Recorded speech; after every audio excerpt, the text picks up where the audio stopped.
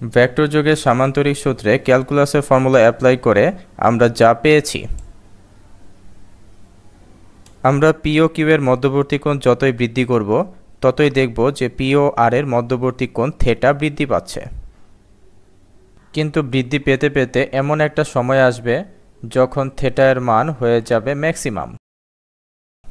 এরপর থিটা এর মান কমতে থাকবে এবং কমতে কমতে কমতে কমতে হয়ে যাবে 0।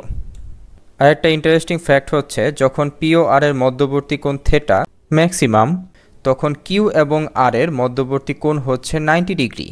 এখন থিটা ম্যাক্সিমাম হওয়ার ঘটনা তখনই ঘটবে যখন পি ভেক্টরের মান কিউ থেকে বড় হবে। কিন্তু এখন যদি আমরা পি এর মান কমিয়ে দেই এবং কিউ এর মান বাড়িয়ে দেই এবং আবার শুরু থেকে আমরা শুরু করি, তাহলে আমরা দেখব যে থিটা ম্যাক্সিমাম হওয়ার যে ঘটনাটা সেটা আর ঘটছে না।